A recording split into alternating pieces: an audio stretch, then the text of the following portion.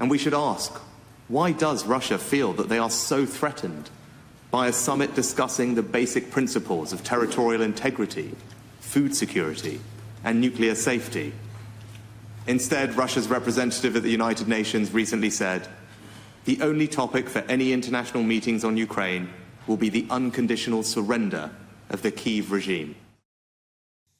And finally, the Home Secretary has called for a full and urgent explanation after a police car rammed a cow in West London, and a warning that the video we are about to show you contains images of that injured animal.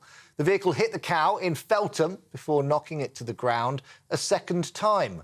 Surrey Police has acknowledged that the incident caused distress and confirmed that it's been referred to its Professional Standards Department. The force says the cow suffered a large cut to its leg and is being seen by a vet.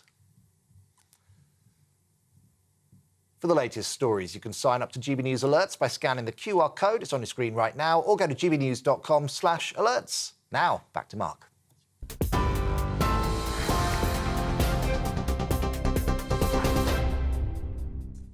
Thanks, Ray. Welcome to the show. A very, very busy 2 hours to come. Let me tell you, the most important part of the programme is your views. They come straight to my laptop, gbnews.com/your say. And this show has a golden rule. We don't do boring, not on my watch. I just won't have it. Mark Dolan tonight, your perfect Saturday night in. We start with my big opinion.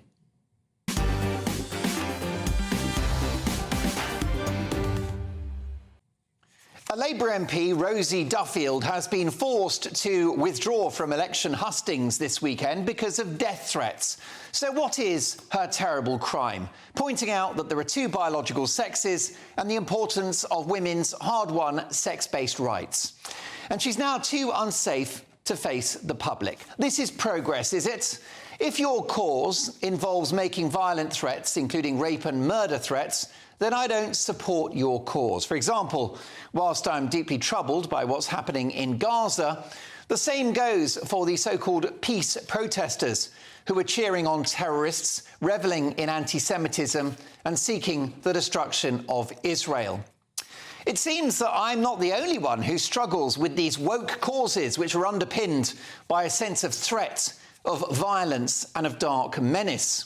Top Gear and Grand Tour star James May is in a bit of trouble himself. No, his vintage Ford Mustang hasn't broken down. He's not having clutch problems with his Ferrari Testarossa. He has committed the terrible crime of saying what millions of people actually think. Here's the tweet. He pointed out that the pride flags, especially in such number as they are in central London, are an authoritarian and oppressive thing.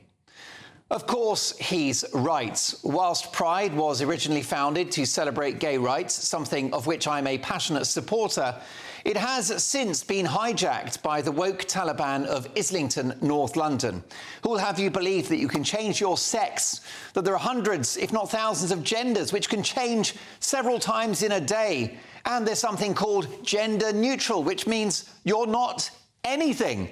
Testing the boundaries of reality and science to the limit. You are not anything. Wow, that would keep the French existentialists busy for a few months, wouldn't it? This authoritarian cult has seen the likes of best-selling author J.K. Rowling face daily death and rape threats for stating that there are men and there are women, and that women should continue to have exclusive access to female sport, female changing rooms, female toilets and female-only wards in hospital. Allow me to quote my friend and colleague Andrew Doyle, a gay man who therefore speaks, I would argue, with some authority on the subject of pride. He said, so many people have been duped into thinking that this flag presents equal rights for gay people. In fact, it represents the precise opposite. Now, I loved the old Pride flag and waved it proudly in the past, but this new flag, Pride 2.0, which has been grinding James May's gears, represents a movement which thinks it's okay to prescribe children and teenagers with puberty blockers, which literally stops their bodies developing. These nutters hand out medieval chest binders, which stop girls' breasts from growing properly. And this is a movement which calls the mutilation of children, including the removal of reproductive sex organs, as gender-affirming care. The flowery words there doing a lot of heavy lifting. This is a movement which has seen a male double rapist accommodated in a female prison. Isla Bryson, real name Adam Graham, currently suing the Scottish prison authorities for being misgendered. You couldn't make it up.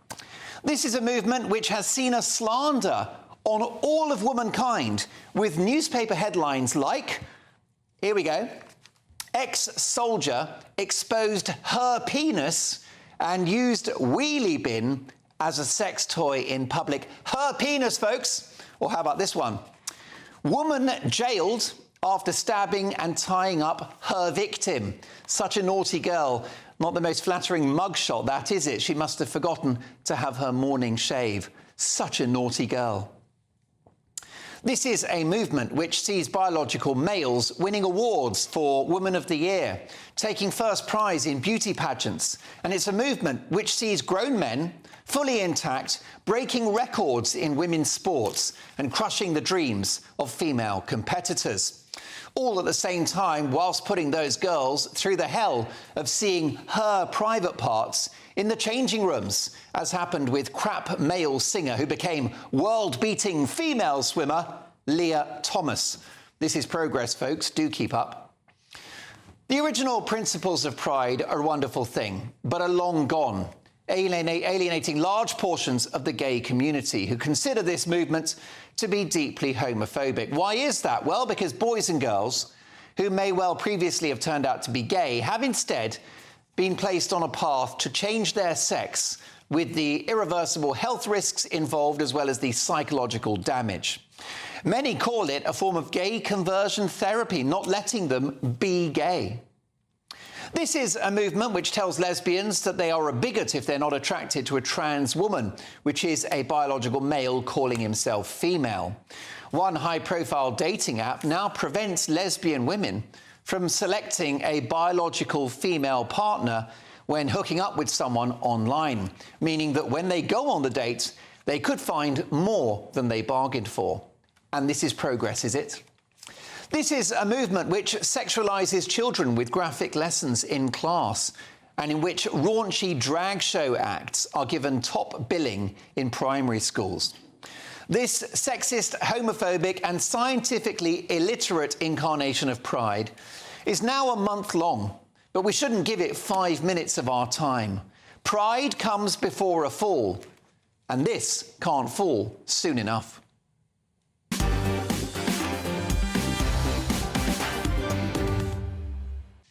Your reaction, gbnews.com/your say. Let's hear from my top pundits this evening. We have TV legend, the Green Goddess herself, Diana Moran, former Tory MP and farmer Neil Parish, and academic and anarchist Dr. Lisa Mackenzie. Great to see all three of you. Good evening. Lisa, let me start with you. First of all, your reaction to the news that a Labour MP cannot go to election hustings because she has pointed out that there's a difference between men and women. I've been watching this all day, actually, on Twitter, and it's not progress, is it, that a woman is being bullied and threatened so she can't do her job. She can't campaign for something that she believes in. Lots of people may not agree with her, and that's fine. They may want to go to the hustings and they may want to argue with her, they may want to ask her questions, but threatening her to the point where she's unsafe, well, that's not serving anything for our country or for our democracy or our politics, is it? No. Neil, I don't want to sign up to any cause where violence is a condition of entry. That's right. I mean, I know Rosie Duffield very well. She was on the select committee that I used to chair. And I know her well. She's a really lovely woman. And she believes naturally in the difference between woman and man, and make sure that you have the right spaces for women. And so she should be able to go to the hustings, because, I mean, our politics is very much about, constituency-based, so that you go to your meetings, people can, disagree with you, they can shout abuse abuse at you if you want to, hopefully not too much, but, you know, that is OK to some degree. But you mustn't stop people from being frightened to go, because this is not democracy. This is just trying to frighten people. Just because you disagree with somebody, that doesn't mean that you should threaten them in any way, shape or form. Yes, argue very strongly with them, but this is different, this is. And I think it's very, very worrying. And I think the point you were making earlier on, I think, is with children in particular, young people, where they haven't made up their minds what they are, and lots of pressure is put on them, sexualities of what they may or may not be. Also, you've got everything out there on the social media. And, of course, sometimes I think more pressure is put on individual young people because of that. And I think they have no idea at certain ages what their sexuality is. And they should be allowed to develop that without being driven in one direction or another. However, Diana Moran, perhaps my view is a minority one, because these new pride flags are all over our great cities. They're in shops, they're on leaflets. And many would argue that this new flag is inclusive. It's an update for 2024, and it's there to make people who feel that they're in the wrong body, they have body dysmorphia, to feel included, to feel welcome. What's the problem with that? Because it's affecting so many other people in such a bad way. I mean, years ago, there were gay people, and they just quietly got on with their lives. The thought of children being indoctrinated with all of this and being faced with decisions about what's going to happen to their young bodies, I find really fearful. Do you think that the Festival of Pride should be explained to primary school children? Should it be celebrated in primary schools, the Pride Festival? What do you think? Is it appropriate? They can certainly mention it, but I don't think there needs to be an emphasis on it at all. What do you think, Lisa? No, I do think it should be celebrated. I was me and my best friend Wayne, who you know, who is a bit of a legend. Yeah, we were talking about this last night. He's gay. He is in the 80s. He was gay bashed. He says at 4 years old he knew that he was attracted to, he liked men. He used to wear girls' dresses. But what he says is that when he was being gay bashed in the 80s, he was being gay bashed for being a queer. Yeah. And now this new language of queer, he doesn't understand it, and he thinks it's hurtful to him, actually. But I think the tables of trouble have almost been turned now, and I think in the 80s and beyond that, it was absolutely wrong the way that gay people were singled out. I think now we're just sort of going in a complete circle where actually I think we're putting too much pressure on individuals. And I think if you are going to teach sexuality and gay sexuality at primary school, it's got to be handled very, very carefully. Because especially when it comes to gender, right? Because perhaps a child could be attracted to, another child of the same gender. Maybe not. That can all evolve. But if you're saying to a boy, are you a boy today or a girl? That's far more, far more of an issue for their long-term future, isn't it? And also, I think, I think when you're young, you will have crushes on probably both sexes, and so therefore, but I think that's all they are. Spare us the gory details, Neil. He's lived a life, that man. That's all they are. He's a man of appetite. In many respects, Mark, and so, but I just think like your cows. Now we've got... Your cows will go with anyone. They probably would. Would he? But seriously, now we have to have all the gory details. Control of the show. We have to have all the gory details. We have to go into I agree. and it's inappropriate for the kids. physical side of it, which I don't think is necessary at such a young age. But I do think respecting and in any classroom, you are going to have probably one child that will grow up to be gay. So I think respect... Maybe more than that, yeah. And perhaps, and letting those children know that it's OK, but isn't it's the point, fine. But isn't the point about the new pride that it's gone beyond? Yeah, well, that's what me and Wayne were talking about, because children at school, little boys... Some of them like little girls' clothes. Yeah, he did. He loved them. But that doesn't mean to say they're all going to be transsexuals. Exactly. No, he was. Well, he grew up to be a gay man, and there was a yellow dress that he wouldn't let any girl wear. That's exactly right. I mean, I'm wearing briefs tonight. They're so tight they could easily be knickers. So let me tell you. I'm a bit worried about your yellow tie. Yeah, that's it. Let me stress. I'm not supporting. Back to me, guys. Where's the camera? There you go.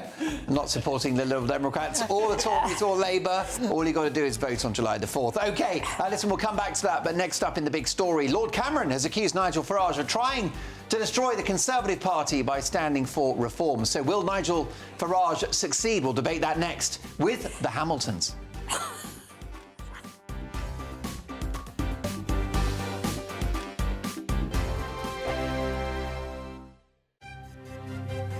GB News Breakfast, every day from 6 a.m. Farmers across the country are inviting us all to learn more about food production and sustainable farming techniques. It's an annual event organised by the farming charity Leaf, and it's aimed to show people really how food is produced in the countryside. Do you know, I'm a bit surprised about this. I would have thought the last thing you want is a load of, city types like us traipsing all across your farm and stopping production. What will people learn, do you think, Colin?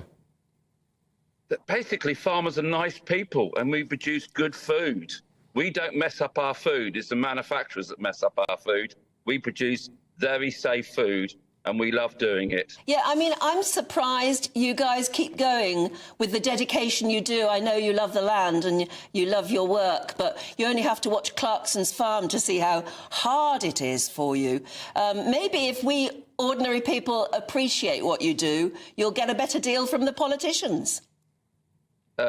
We won't talk about politics today, but but my view is that we love farming, we love passing on our skills and knowledge and showing people that we're nice people and not that's betrayed by the public. Clarkson Farm has showed how hard it is.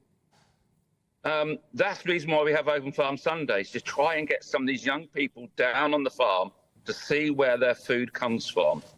Where the milk comes from, where the beef comes from, where eggs come from, where chicken, their lambs come from.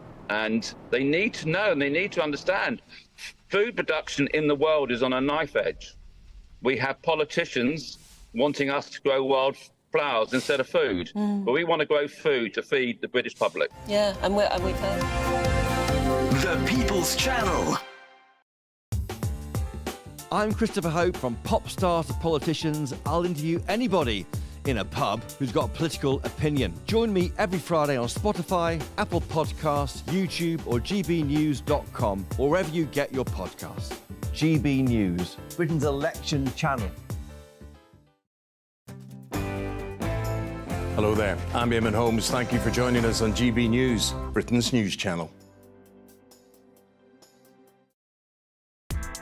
Join me, Nana Okoye, for an informative, interactive news programme with a difference. It's fun. It's true.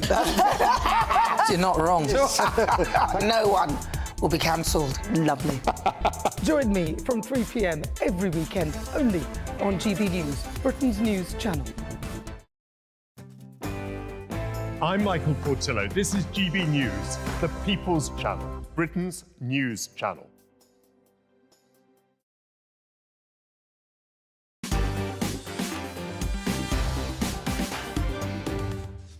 I'll get to your feedback very shortly, but it's time now for the big story. And Lord Cameron has accused Nigel Farage of trying to destroy the Conservative Party by standing for reform. Well, is Lord Cameron right? Could Nigel Farage completely destroy the Tory party? Let's get the views of Britain's best-known political double act, Neil and Christine Hamilton, the Hamiltons. Neil, you've been a Conservative MP during some very difficult times. Will Nigel succeed in destroying the party? Well, I was a Conservative MP during the greatest times, actually, under Margaret Thatcher. That's the problem. The Tories have moved so far from those heady days that they've actually committed suicide. And yes, I don't think Nigel will destroy the Conservative Party. They've done a very good job of that for themselves. Of course, all he's doing is filling the void that they've left, because they've alienated and deliberately condescended to their own natural support base. The big problem is that David Cameron, when he became the Tory leader, styled himself as the heir to Blair, and they've stuffed the candidatures in constituencies with Blairites ever since. They're still doing it today, even when they stare into the abyss. they're still putting spads and insiders into what used to be very safe Conservative seats, so that after the election and the complete cataclysm, the Tory party will never change. So, of course, in one sense, I think Nigel is absolutely right to say that what we need to do is obliterate the current Conservative Party so that a real Conservative Party can take its place. But Neil, what does obliteration look like? Could it mean the end of the Conservative Party brand altogether? Could it mean its total disappearance as an organisation to be replaced by, for example, Reform UK? Well, I think that would be a bold claim because the electoral system is very brutal to insurgent parties. In 2015, UKIP got 4.5 million votes and we won only one constituency, and that's likely to be the fate of Reform in this election unless the Tories implode even further and Reform moves up a few points in the polls. And the odds very likely are against that. But the big problem is that we have a Conservative Party in name, but it doesn't actually act in a Conservative way.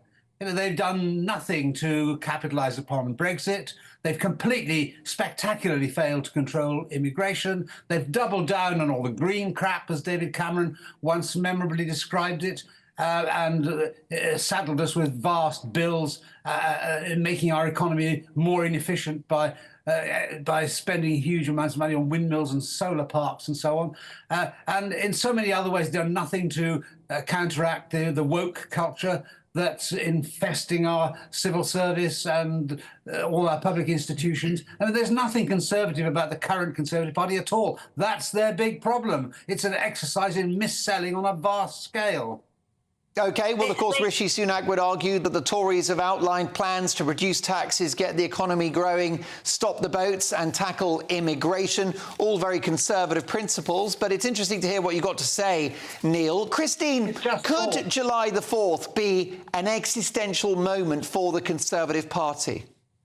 Well, frankly, I think, just to go back a tiny bit, the Conservative Party could be reported under the Trade Descriptions Act because they're absolutely not Conservatives, and therein lies the problem. And this is why Farage has been so successful. One of the big problems, if I could just go back to Reform, sorry, I'm doing a politician's act of not answering your question. Reform's problem is that it's not a proper political party. It's a company. It's wholly owned by Nigel Farage, a bit of Richard Tyson, someone else who's the treasurer. If they had had any sense when they first started to get people signing up, sending money, they would have got their names and addresses. They would have started to form branches just like the Lib Dems did years and years ago, and they started to come up through local politics. If they had done that, they would now know, all these years later, where their support was. They could have local people on the ground, they could do canvassing, and they could get their vote out. As it is, they actually don't have much idea where their support lies, which is why it's going to be very difficult to predict how many, if any, MPs they're going to get, because nobody really knows where these Reform voters are. I've completely forgotten your question. Was it about the Tories? Well, is it an existential moment? Yeah, is July the 4th an existential moment? You've had too much Pinot Grigio, Christine. Oh, I know. The real answer is I haven't had enough because I've been on the wagon for a long time. This is half soda water, by the way. Part. I do think 5%. Stop it. You've had your say. And that looks like a urine sample from Neil. Christine, what do you think? Are we looking at an existential moment for the Tories? I'm trying to answer, Mark. You've just interrupted again. Yes, of course it is. They are going to be completely and utterly wiped out. The problem is who is going to remain, which MPs are going to be there. I mean, it's sod's law, isn't it? You'll probably find that the MPs who survive are not really, just by the luck of the draw and whether they're in a safe seat or not, they'll probably be the wishy-washy Social Democrat ones. If they're the rock-hard, proper Conservatives who remain as the rump of the Tory party in Parliament, then there is some hope for them. But if they're not, and if, as it were, all the wrong ones get defeated and the right one, we know what I'm trying to say, if the wrong ones get elected, they're going to be in a mess, and there will be no way the Tory party can reconfigure. But Nigel Farage is not a Conservative, so I think the idea that he can lead the Conservative Party is moonshine. He can possibly lead a new right-wing conglomeration or whatever you want to call it. But I mean, it's an absolutely unholy mess. And we're all Very going to briefly, end up- Christine. Yes. Christine, do you see the Conservative brand surviving? Or in the next 5 to 10 years, does it become Reform UK and the Conservative Party consigned to the dustbin of history? Well, I think it depends on who is elected to the Tory party. And Right. as I've Yeah. tried to explain, who is elected, who is Yeah, there fair to enough. carry on the torch. That there used And to as be you their say, own that's the luck of the draw. That's the luck of the draw. Neil, there's talk of a Labour supermajority, perhaps the biggest in 100 years. Does the scale of Labour's victory matter should they prevail?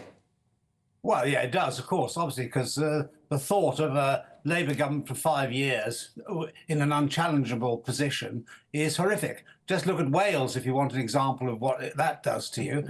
For the last 25 years, they've had a Labour government, very often in alliance with the Welsh nationalists, but the Welsh nationalists are even further woke and left than Labour, and Wales has been completely ruined. And so this is what will happen. But that's democracy. Every so often you do have to have a change of government. There are times when governments need to lose elections.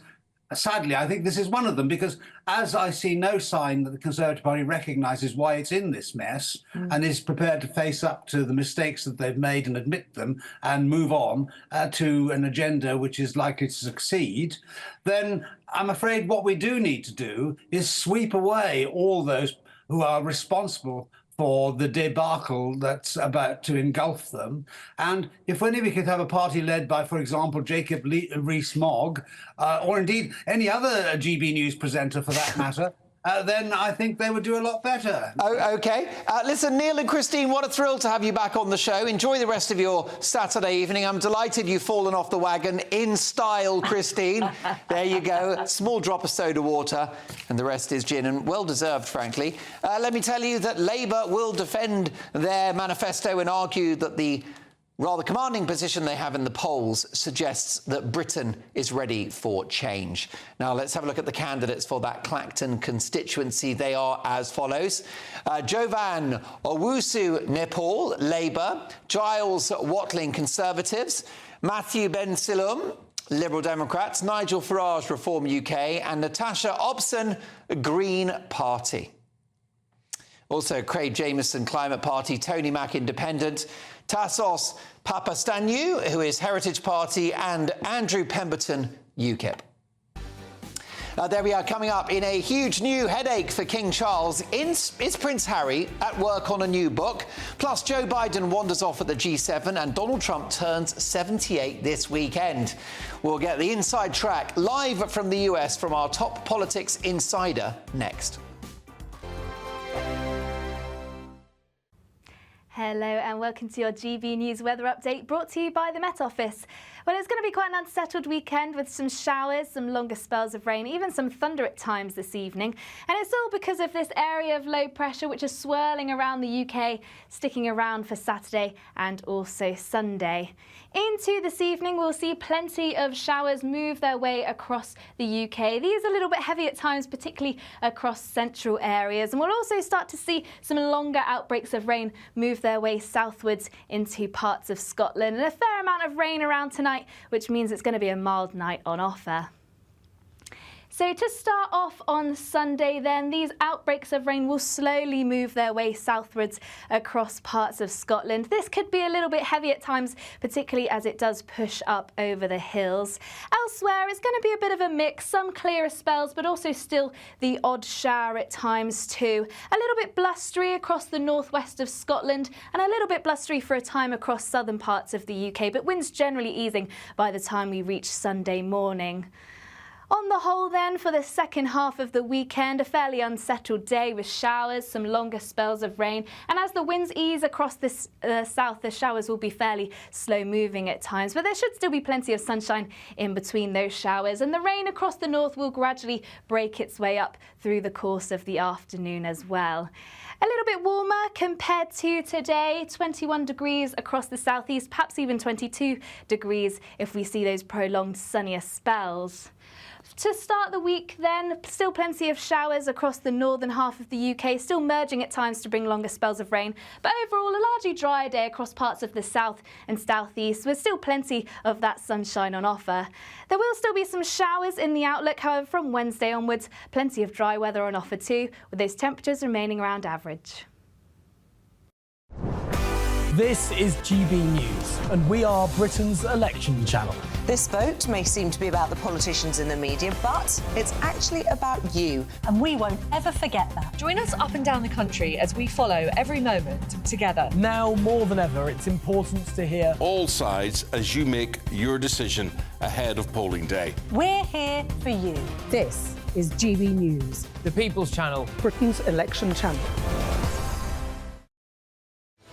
I'm Patrick Christie's. Every weeknight from 9, I bring you 2 hours of unmissable, explosive debate and headline-grabbing interviews. What impact has that had? We got death threats and the bomb threat and so on. As time passes, she could have said stump. You made my argument for me. My guests and I tackle the issues that really matter, with a sharp take on every story. It went everywhere. Something practical could be done. Or I can become something different. Patrick Christie's tonight from 9 p.m. only on GB News, Britain's news channel.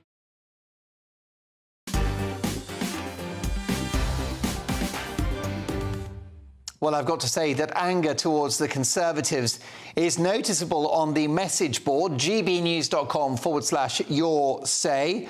Over the last 4 or 5 years, says Louise, the Tories have destroyed themselves. They're now desperate and promising tax reductions, Rwanda flights. They could have done that already. Like most parties, they promise a lot and deliver very little. Peter is not pulling his punches. He says, good evening, Mark. Wipe the Tories off the planet. Mike says, I hope the Tories are obliterated. I hope they get no seats and cease to exist. And Alison, who is a GB News member, says, Christine, the reason why you can't see where the Reform UK base is because it's everywhere. North, east, southwest. This is going to be a tsunami. Fascinating stuff. Well, look, keep those messages coming. gbnews.com/your say. At 10 o'clock, in my take at 10, GB News is now 3 years old. But will we still be here in 3 years' time? My verdict at 10. But rumours are growing that Prince Harry is plotting revenge on King Charles and Prince William with a second volume of his autobiography. Now, leading royal Christopher Anderson, leading royal author, told Fox News in the United States that a follow-up book in which he settles scores is now inevitable, particularly given what he perceives as the harsh treatment by his brother and his father. The pen is mightier than the sword, and a sequel to Spare could be a fresh new headache for the king. Let's get reaction from leading political commentator all the way over in the United States, Hilary Fordwich. Hilary, lovely to see you again. It's been too long. Your reaction to rumours that Prince Harry is going to write another book? Well, smashing to be back with you again, Mark. Actually, it's purported to be entitled Repair with the Heir, but I haven't got a prayer. No, actually, that would be... that's what it should be entitled. If Prince Harry had any sense, he would actually realize not only throwing your family under the proverbial royal bus didn't do yourself any good, but he squandered the love of a nation, Mark, let alone the taxpayers' pounds paying for his wedding. The saddest thing is they had so much potential. I covered his wedding to Meghan Markle. They were lined 15 deep in the streets of Windsor, and we all know there wasn't a whisper of anything negative except for great hope, particularly with what they could have done with the Commonwealth. And I think it's very sad that after they were, meeting with global leaders and all of their potential, she ended up releasing another version of her jam just as the Trooping the Colour was taking place. She's down to releasing jam, and I think it's very sad. And I think his book, unless it's really seriously trying to repair the relationship, he will be doing himself just more damage. Do you think perhaps Harry needs the money, given the fact that he's got so many court cases in the offing?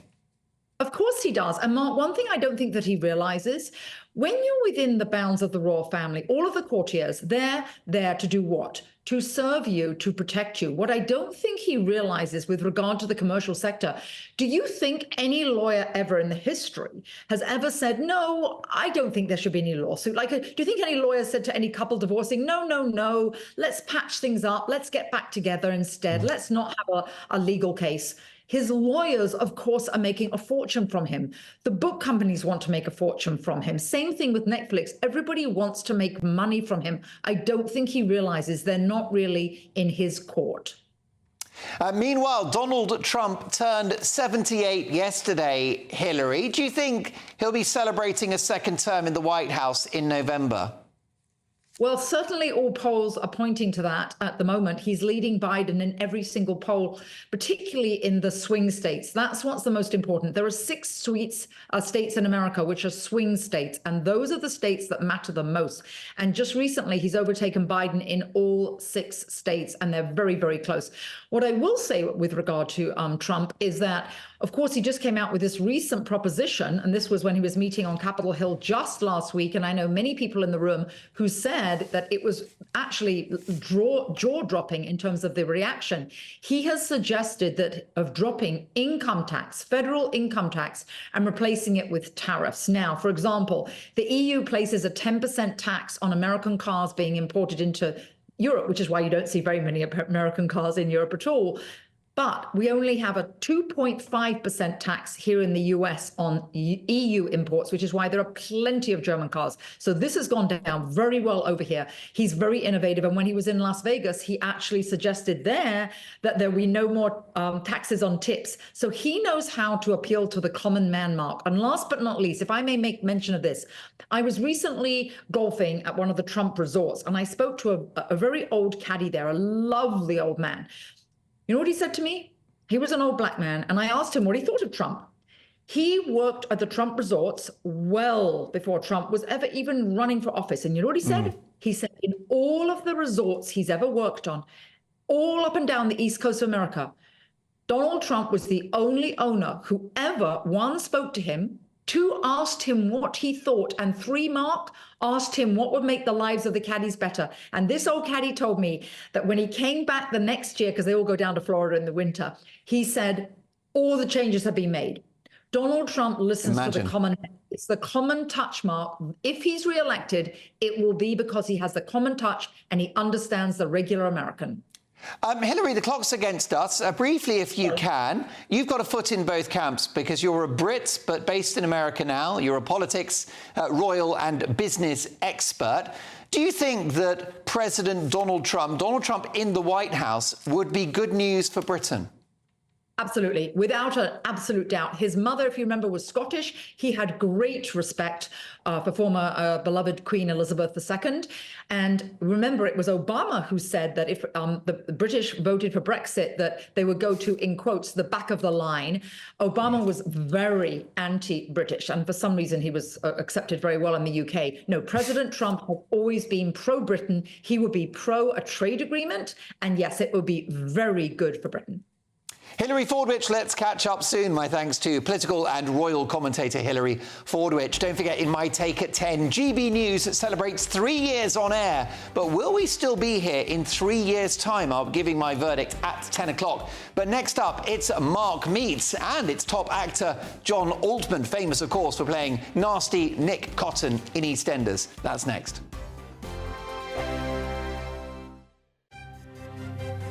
GB News Breakfast, every day from 6 a.m. How prevalent is it in those with darker skin, like me? That's a great question, and it's one that we get a lot. So your skin tone does affect your risk of skin cancer. People at the most risk are people with lighter skin tones, so light-coloured hair and eyes as well, lots of moles and freckles, a history of sunburn or a family history of skin cancer. But people with darker skin tones can still burn and can still get skin cancer. Anybody can get skin cancer. So I would encourage everybody, regardless of your ethnicity or your skin tone, to think really seriously about taking care when it's sunny. That myth that you've mentioned that Black people can't get skin cancer is really prevalent. And that's something I want to dispel right now, immediately, because more Black people think maybe they can't get skin cancer. That might mean that when they spot something unusual for them, they're less likely to go to the doctor and they're diagnosed later. And when you're diagnosed later, your outcomes do tend to be worse. So the figures are disturbing that more people are getting skin cancer. But what about outcomes? I mean, if you do get skin cancer, what are your prospects? So yeah, like you say, this research is a mixed picture. We're seeing incidence, so the number of new cases going up, which is not good news. But there is some good news in that mortality, so whether you're going to die or not, is actually going down. And we think that's partly due to early diagnosis, which I just mentioned is so important. But also research has led to better and kinder treatments, which mean the outcomes are likely to be better. So now, if you're diagnosed at the earliest stage, stage 1, with melanoma, actually around 9 in 10 people will survive their disease for 5 years or more. The People's Channel. In the GB newsroom, we bring you the news as it happens. With our team of dedicated journalists across the UK, GB News brings you accurate reporting of the day's topical agenda. When the news breaks, wherever and whenever it's happening, we'll be there. This is GB News. The People's Channel, Britain's news channel. Every Saturday, 10 till 12, we'll bring you all of the news that you need to know. We'll also remind you that there is so much to smile about. It's my favourite time of the week. I get to relax, enjoy some light-hearted stories, and let Ellie teach me about fashion too. That's Saturday Morning Live, every Saturday, 10 till 12. Only on GB News, Britain's news channel.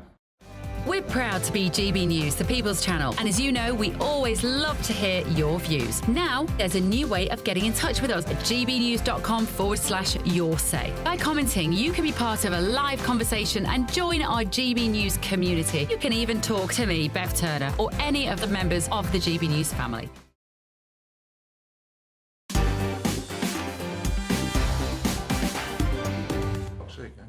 Welcome back to Mark Dolan tonight. Coming up in my Take at 10, GB News celebrates 3 years on air. My verdict at 10. But first, Mark meets.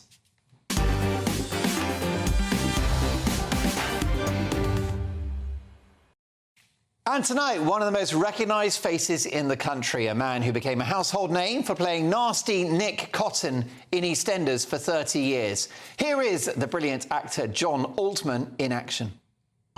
No one cries over people like him. Oh. Well, well, well. I wish you hadn't come back. I wish that coat of yours had been burned in your coffin.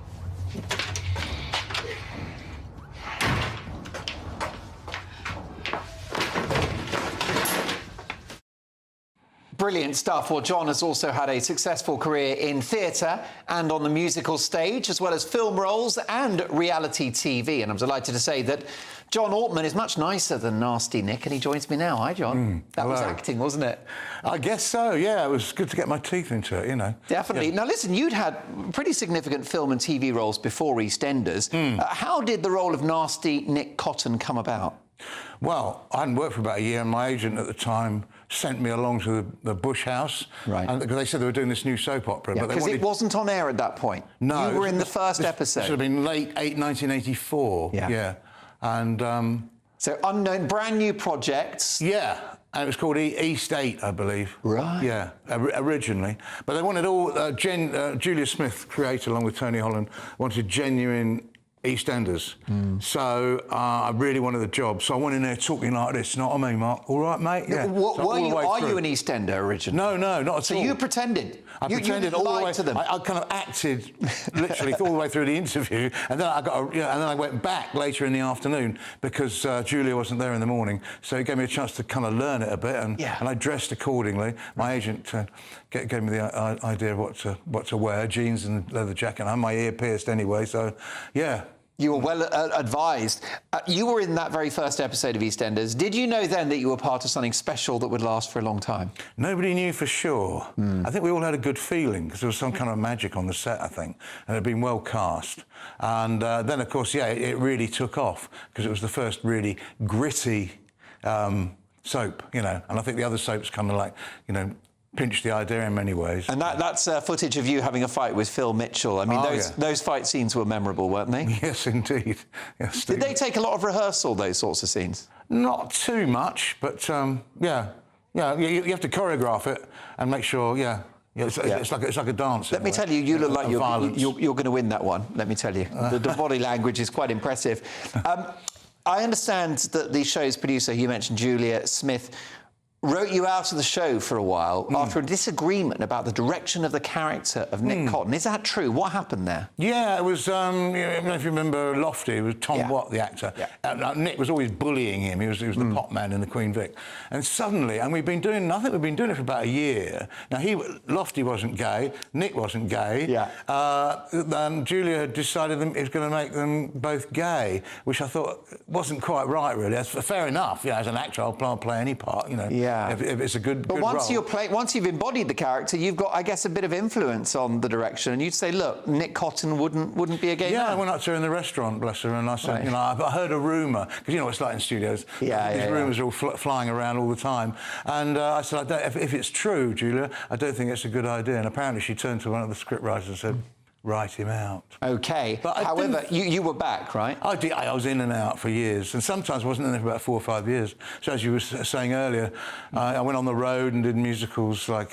Chicago for a long time? Chicago, the first major tour. I loved that, playing Billy Flynn. So you didn't want to be typecast. Do you feel you've been in the shadow of that character at all over the years? Yeah, oh, definitely. I mean, I would love to have done something like Downton Abbey. I could have played above stairs, you know? If you like. You can do posh. I could, yes. Or below, you know. But, so I wouldn't have been considered for that. I can understand it in a way, because, you know, people say, what's Nick Cotton doing below stairs in Downton? You know, they would, I'm afraid. So, and I've done it for so long, but there you go. Well, listen, it's been a great career, which, of course, continues to this day. You just were watching some of that footage during the introduction of June Brown, your mother, Dot Cotton, and you've got happy memories of working with her, don't you? Oh, very happy memories, yeah. And we got on from the start, actually. And my real mother said, she actually looks more like your mum than I do. Right, yeah. And we had a laugh together. We both used to take 12 vitamin pills every morning. Is that right? We'd have cigarettes and coffee together. We'd meet early, and because soaps are so fast, as you probably may well know. Of course. So it's so quickly put together, you really have to be on the case, you know. So we'd meet early in her dressing room, go over the line. So when we walked onto the set, word perfect, and just, you know... Well, that's it, and you had real chemistry. How did your life change once you landed that role? Did your life change for the better? Well, yeah, I guess so. It opened other doors. Yeah, I mean, like, touring in Chicago, for example, later on, and I'd be, you know, top of the bill in a panto. But it opened some and closed others. But I guess, you know, as an actor, I see out of a class of 30 actors from top drama schools, some of them, sometimes only about 7 or 8 actually working 10 years later in the business. Did you make a tough business? Did you make a few bob over the years off the back of Nasty Yeah, Nick? sometimes. Yeah, sometimes. But because I wasn't in it all the time, not as much as I could have done. Yeah, of course. Any regrets that you were in and out of the show, or do you feel that benefited your career? Because why were you in and out so much? Did you fall out with producers? Well, no, gone pretty well. I mean, Julia and I were friends even after that incident, actually. Right. I didn't really fall out with anyone. It was just that sociologically, Nick was the kind of person, here's someone like him working here. He wouldn't last long, would he, really? No, a couple of weeks, doing drugs in the toilet, swearing at people. I'll be honest, it sounds like he'd blend in. He'd be a pig in the brown stuff. You've done panto as well. You've worked with, obviously, on EastEnders, Barbara Windsor, Mike Reid, total leglegends. We don't make them like that anymore, Mike, do they? Yeah. Oh, no, it was great. In fact, I did a naughty video with him, Because, of course, he was a very blue stand-up comic, wasn't he? Yeah, it's brilliant. It's sad that he died quite young, actually. Yeah. But he liked me and I liked him, and we had some fun when we did this naughty panto video called Pussy in Boots, as I say. Right. Barbara Windsor was in it, and he just sort of brought all his mates in, you know. And we were doing it in the middle of the summer, which was really odd. Panto gear on a hot August day. That's brilliant. What about fame? Were you comfortable with fame? Because you became a household name, notorious as Nasty Nick. Did you get any difficult moments when you're walking down the street? People ever go at you? I couldn't. Well, firstly, I couldn't. People shouting out, "Oh, hello, Nick," and I couldn't understand. Like there were credits at the end of EastEnders, you know, which says right. John Altman playing Nick Cotton, and I thought, well, why are they calling me Nick? And so I kind of got used to that. But I like people in general. I'm quite sort of sociable, so it didn't. I learned to deal with it, and I think the age I was as well. Once again, I lied about my age as well. I was supposed to be 22, and I was about 31 or something, 32, when I got the part. Luckily, I looked a bit younger than I really was. Well, actors always lie, don't they? They also say they can ride horses and that sort of thing. Yeah, that's not a good one, yeah. I actually did learn to ride a horse for Sharp's Rifles. I never got the part, but so, Thank God. I think you do have to. Sometimes people look older than they are or younger, Do you still watch EastEnders, and what do you think of the show these days?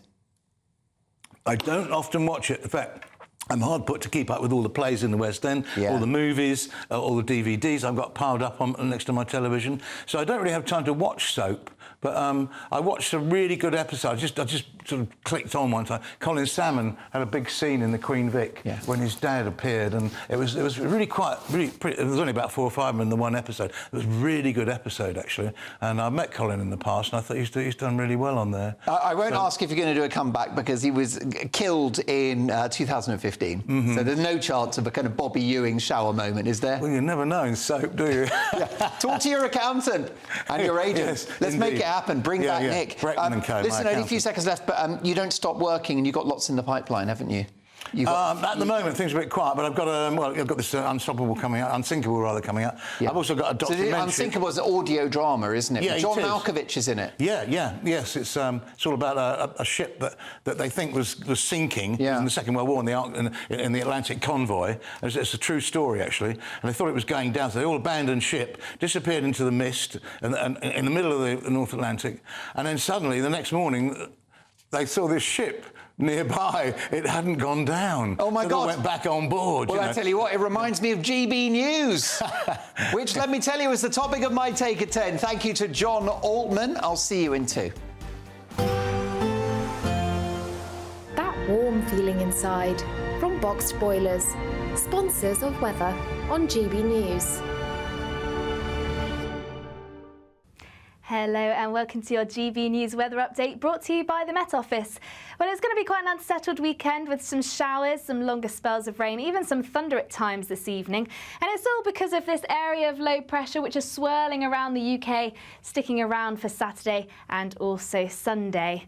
Into this evening, we'll see plenty of showers move their way across the UK. These are a little bit heavy at times, particularly across central areas. And we'll also start to see some longer outbreaks of rain move their way southwards into parts of Scotland, and a fair amount of rain around tonight, which means it's going to be a mild night on offer. So to start off on Sunday then, these outbreaks of rain will slowly move their way southwards across parts of Scotland. This could be a little bit heavy at times, particularly as it does push up over the hills. Elsewhere, it's going to be a bit of a mix, some clearer spells, but also still the odd shower at times too. A little bit blustery across the northwest of Scotland, and a little bit blustery for a time across southern parts of the UK, but winds generally easing by the time we reach Sunday morning. On the whole then, for the second half of the weekend, a fairly unsettled day with showers, some longer spells of rain, and as the winds ease across the south, the showers will be fairly slow moving at times, but there should still be plenty of sunshine in between those showers, and the rain across the north will gradually break its way up through the course of the afternoon as well. A little bit warmer compared to today, 21 degrees across the southeast, perhaps even 22 degrees if we see those prolonged sunnier spells. To start the week then, still plenty of showers across the northern half of the UK, still merging at times to bring longer spells of rain, but overall a largely dry day across parts of the south and southeast, with still plenty of that sunshine on offer. There will still be some showers in the outlook, however, from Wednesday onwards, plenty of dry weather on offer too, with those temperatures remaining around average. Looks like things are heating up. Boxed Boilers, sponsors of weather on GB News.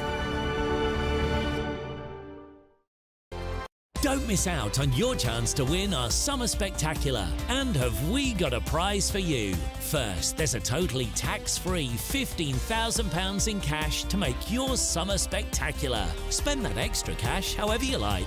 You'll also win a brand new iPhone, Apple AirPods, and if that wasn't enough, a £500 voucher to spend at your favourite UK attraction, so you can enjoy amazing days out this year. For another chance to win the iPhone, treats, and £15,000 cash, text prize to 63232. Text costs £2 plus one standard network rate message. You can also enter online at gbnews.com/win. Entries cost £2, or post your name and number to GB06 PO Box 8690 Derby DE1 9TT.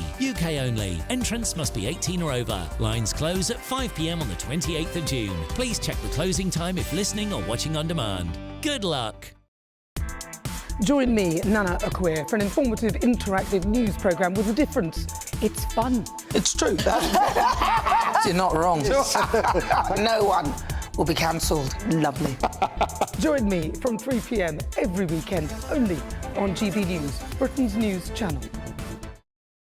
Join me, Neil Oliver, every Sunday night at 6 p.m. on GB News. And if an hour is not nearly enough for you, go to gbnews.com for special extended episodes online every Friday at 9 p.m, where we can truly get into the nitty-gritty of what's going on. GB News, Britain's news channel.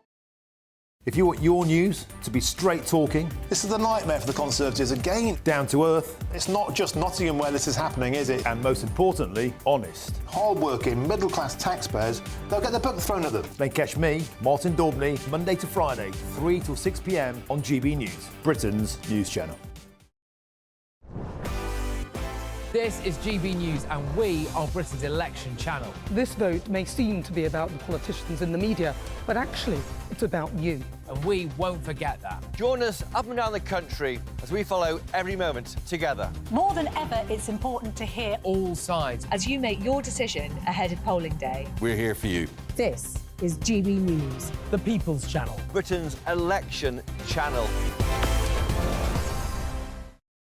Hi there, I'm Michelle Dewberry and I'm going to take a second to tell you all about my show, Dubes & Co. We start off with the issues of the day. We then bring in both sides of the argument. We get rid of the disrespect. And then you throw me into the mix. And trust me, I'll tell it exactly how it is. And then, of course, the magic ingredient, you at home. We mix it all together and what have we got, in my opinion, the best debate show in town. Monday to Friday, 6 till 7 on GB News, Britain's news channel.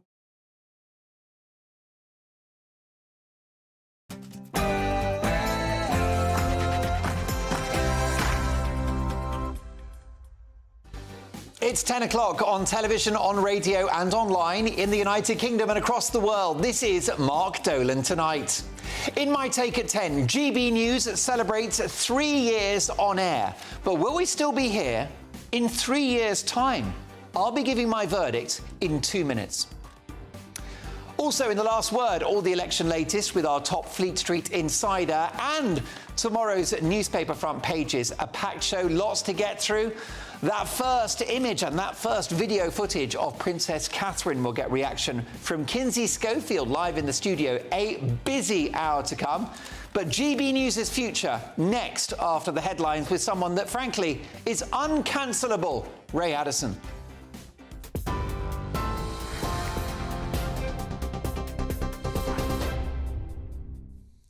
Let's not tempt fate. Our top stories tonight. The Princess of Wales has resumed some public duties as she continues her cancer treatment. Crowds cheered as Princess Catherine appeared with the King and other members of the royal family on the balcony at Buckingham Palace. 41-gun salute and an RAF flight past marked His Majesty's official birthday following the Trooping the Colour parade. Well, meanwhile, Post Office campaigner Sir Alan Bates is among those recognised in the King's birthday honours list. The former sub-postmaster says his newly awarded knighthood is recognition of the sheer hell that hundreds of post office workers went through. The Prime Minister says he'll stay on as an MP even if the Tory party lose the general election.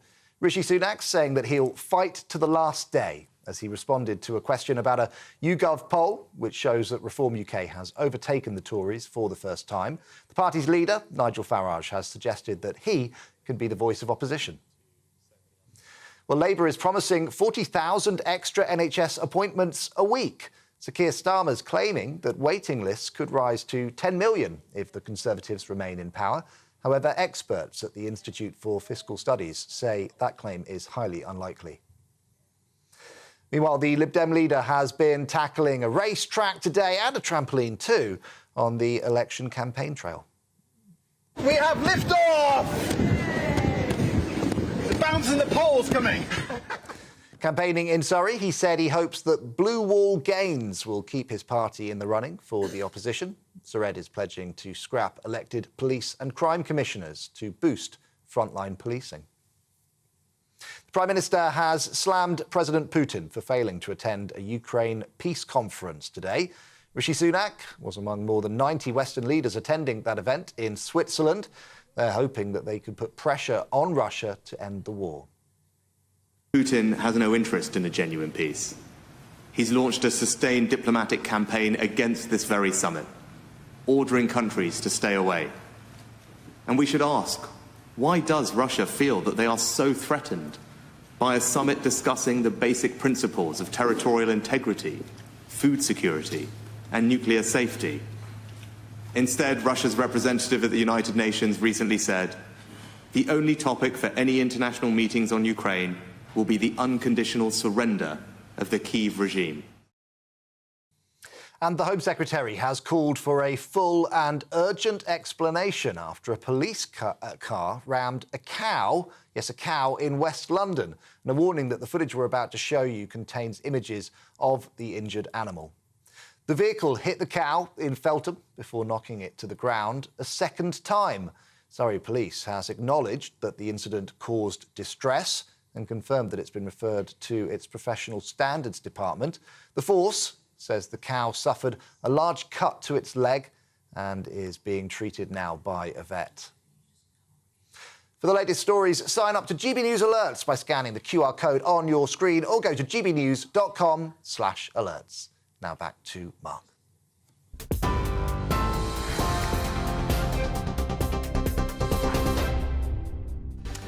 Thanks, Ray. Welcome to a busy Mark Dolan tonight. Princess Catherine makes her first public appearance since her cancer diagnosis. Is she on the road to recovery? I'll be asking the Queen of US Royal Reporting, Kinsey Schofield, who's in the UK and joins me live in the studio tonight. Plus, in the last word, all of the election latest with our top Fleet Street insider. And for full pundit reaction across the hour, TV legend, the Green Goddess herself, Diana Moran, ex-Tory MP and farmer Neil Parish, and academic broadcaster and anarchist Dr. Lisa Mackenzie. A packed hour, lots to get through. Those papers are coming, plus the good news the country's been waiting for, the reappearance of Princess Catherine. We'll discuss all of that after My Take at 10.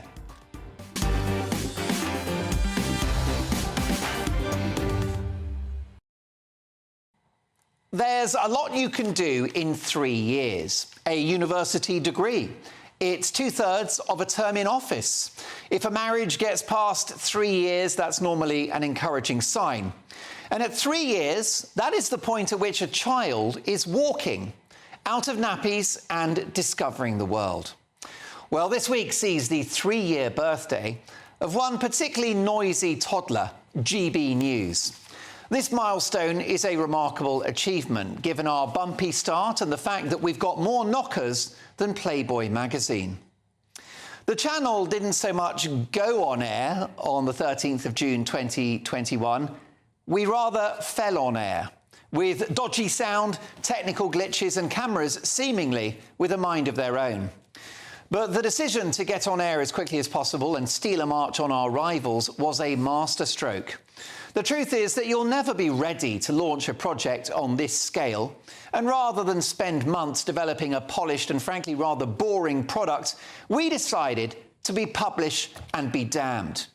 To begin connecting with viewers at the earliest opportunity, and to paraphrase one senior colleague, to build the plane as we fly it. And we're still building. We're still flying, and yes, sometimes we crash. But much as the establishment would like to have strangled us at birth with a concerted campaign to cancel GB News before it even started, which speaks volumes about their motivations, we are in rude health. We've had billions of digital views on our own GB News app and on platforms like YouTube, Facebook and Twitter, which are the future of broadcasting. We've become one of the fastest growing radio stations in the country.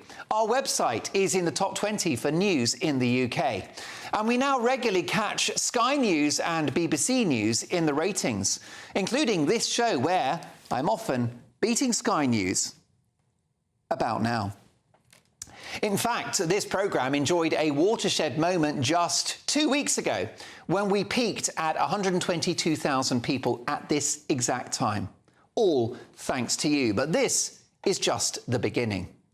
Establishment media is dying a slow death, partly because people consume television programmes in a different way, and partly because the public, in my humble opinion, are looking for a more honest, authentic TV offering.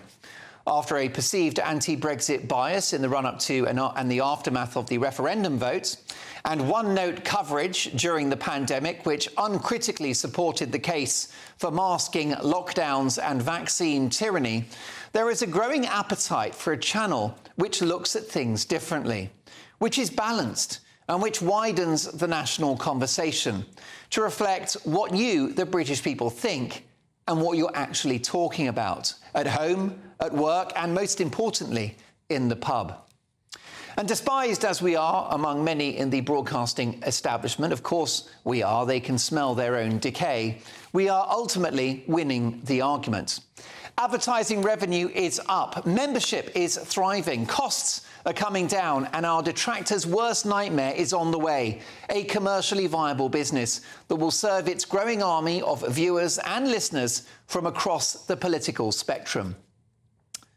If you don't want to be told what to think, this is the place for you.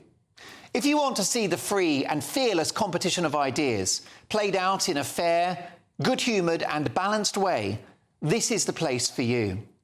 If you want TV and radio, which is live, honest, a bit messy at times, but truly authentic, with presenters falling out on air and camera angles sometimes wrong, if you want TV and radio, which is real, presented by a diverse roster of TV talent who live in the real world, then this is the place for you. If you feel that Britain has many problems and many challenges, but is a successful, diverse and dynamic country which you ultimately love and always will, this is the place for you. If you think our history is long and complex, but ultimately glorious, having gifted the world parliamentary democracy, the modern market economy, and an end to slavery, this is the place for you.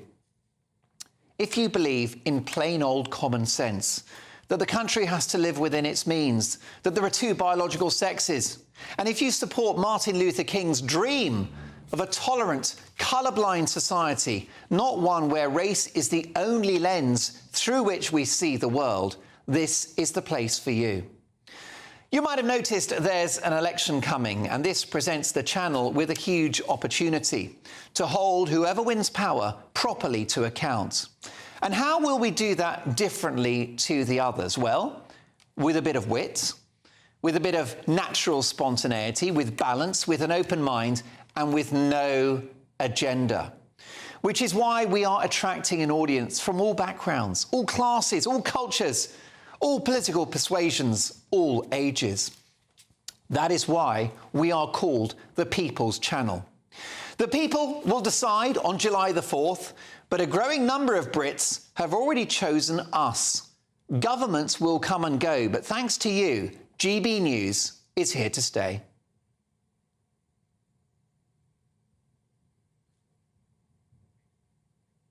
OK, happy third anniversary. Here is the next 30. Let's get full pundit reaction.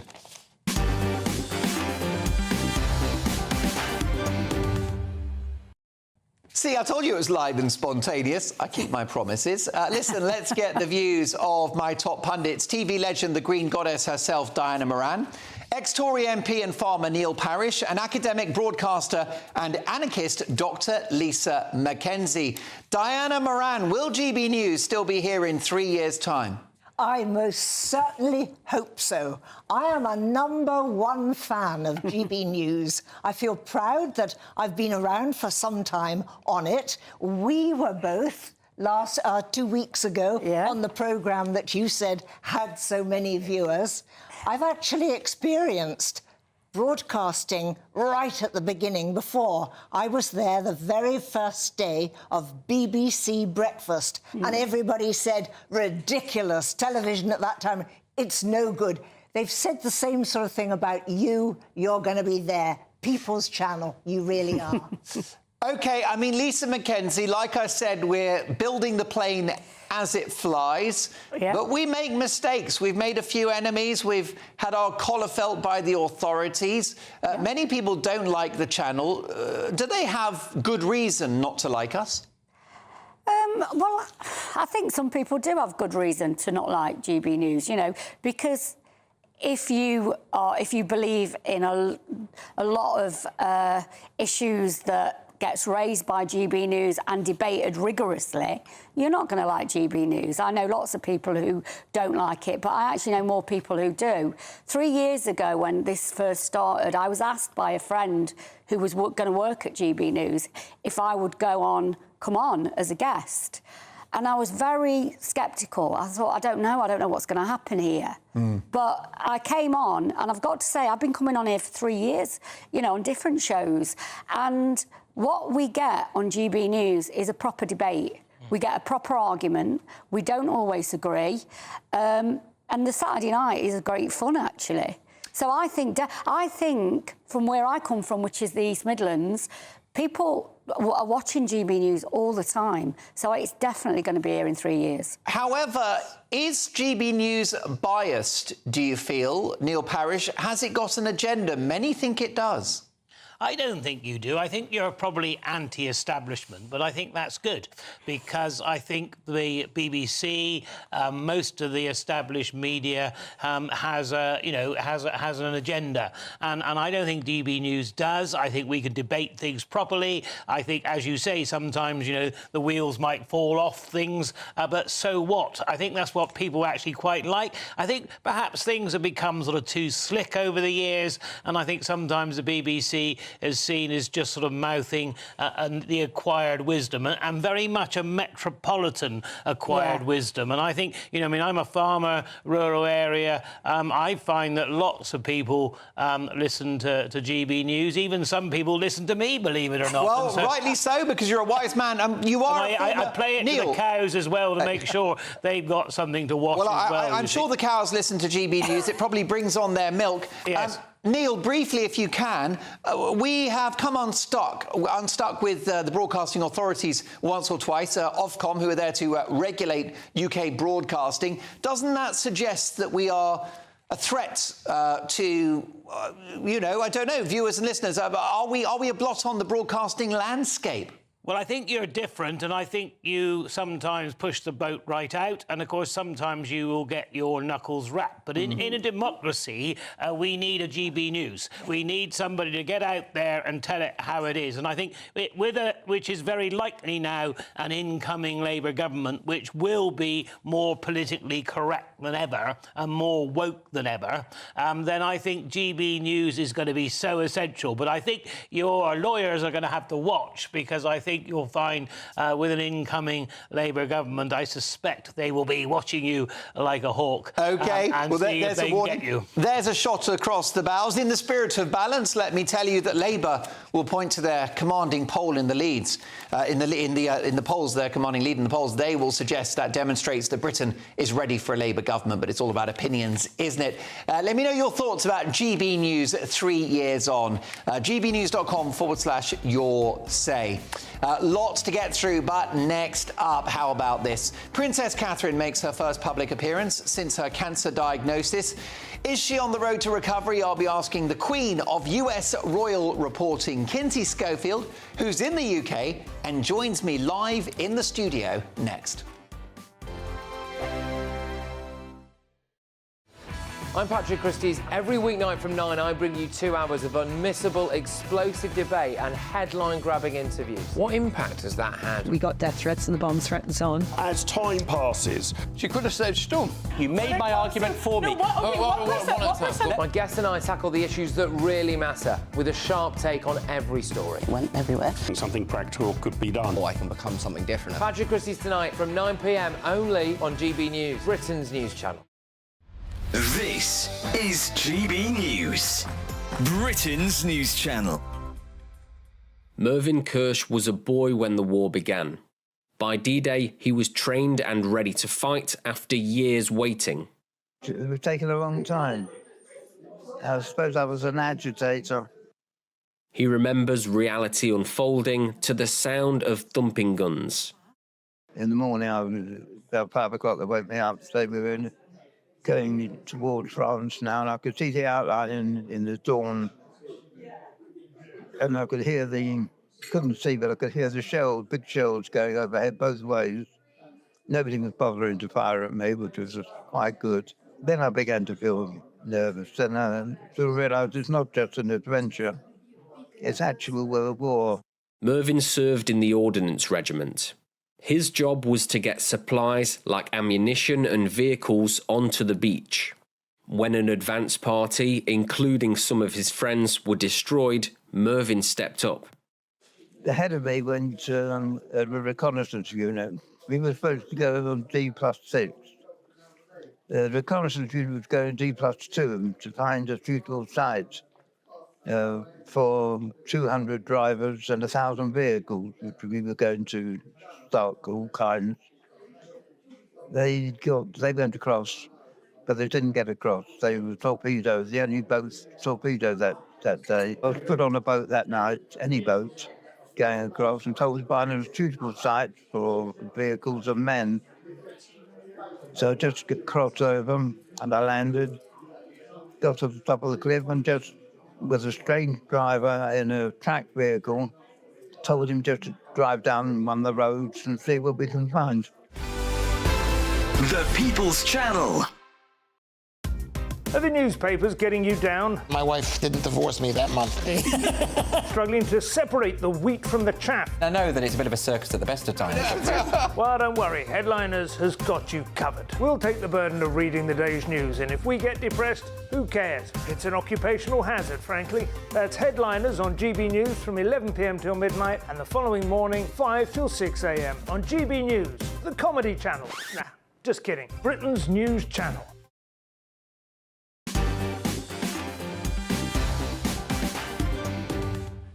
Well, a big reaction to my take at 10. GB News is 3 years old, and I'm asking your feelings about the channel since we came on air. Well, the message board is lit up, I've got to say. gbnews.com/your say. Susan says, Mark, we have GB News on nearly all day, watching it over breakfast and then in the background. We've been with you since day one. Susan, I think you've been on air a couple of times as well. Thank you for those kind words. Steve says, I don't think people fully appreciate how much GB News demonstrates that we are still just about a free country. How about this? Can't stand the British biased corporation. GB News is the one for me. Well, look, thank you so much for that. Keep those messages coming. We would be nothing without you. So, look, folks, lots more to get through. The papers are on the way. But we have good news regarding Princess Catherine. That's right, she's made her first much-anticipated public appearance of the year at the annual Trooping the Colour parade. The princess, who's currently undergoing treatment for cancer, could be seen smiling and waving from the Buckingham Palace balcony at the end of a ceremony filled with pomp and pageantry. King Charles, who's also receiving treatment for cancer, inspected troops from a gold carriage rather than on horseback, and thousands watched on in the heavy rain to witness one of the biggest events in the royal calendar. There were cheers from the waiting crowd as they caught their first glimpse of Catherine and the King heading from Buckingham Palace to Horse Guards Parade. Well, let's get reaction from someone who was there today. She's flown in all the way from Hollywood, California, the queen of US royal reporting, Kinsey Schofield. Kinsey, good to see you. Good to see you too. It was so much fun. Magical day. Now, first of all, have you dried out yet? Because it was raining all day, wasn't it? Well, there are a couple of pieces at home or at the back of the hotel that are still drying out, yeah. The weather did not dampen people's spirits, did it? Absolutely not. It actually made it more fun because when the rain would stop, everyone would start cheering. Right. And then there was one point when we were all in the mall and everybody had their umbrellas up and people started chanting like, umbrellas down, and one man said, not until there's something to see. So when he finally did close the umbrella, everyone started cheering. So we were all in it together. It was so much fun. And we both have crazy elections happening right now. Yeah. It was a nice escape and it was something that everybody could, unify around. Most definitely. What is your verdict on how Catherine looked, first of all? Just her health, her demeanour, her body language? Well, first of all, stunning. I mean, you can't deny that she looked absolutely incredible. My Fair Lady, she looked like Audrey Hepburn in the outfit she was wearing, the black and white. And she was when she passed me the first time, was so engaged with the children in the carriage. Right. And all you can think about is the fact that she's had a lot of special time with them lately, that this family is incredibly bonded. And, she's had the opportunity to spend a lot of time at home with them. Yeah. The children kind of like scoffing at each other in the carriage every once in a while. You could see Princess Charlotte hush Louis sometimes, or, it's just they're incredibly close, beautiful family. Indeed. And Ran, let's get some pictures, if we can, of Catherine, because I'd like your verdict on the outfit. Okay. So for those listening on the radio, she was dressed in white? Yes, she looked very angelic, didn't she? Yeah. So it's a white, very smart suit, though. Was it like a Chanel-type suit? I don't know about these things. I'm no fashion expert, as you can see. It really is. I think it was Jenny Paquin, but it really does look like My Fair Lady, Audrey Hepburn, and when Audrey has the black bow and black and white bow on. I don't know if that was the inspiration, but she looks so sophisticated, obviously, so smart, and she just is. It's what we've come to expect from her. I would expect nothing less. Yeah, very pointed shoulder pads and a very smart hat as well. Quite stately, I think, her look. Yes, yeah, I think so. I think that I was surprised that she went with white. I wondered if she was going to go with the classic Wales blue that the entire family often wears. But, she looked beautiful. She did look healthy. And if you look at pictures of her from the coronation, it's the same woman. I mean, I felt a lot of relief seeing her today. Yeah. And what about the body language between herself and her husband, William? I mean... Flirt alert. Right. There are some pictures of them. Get a room. Yeah, there are some pictures of them looking at each other where, I mean, my heart fell into my stomach. It's just so sweet.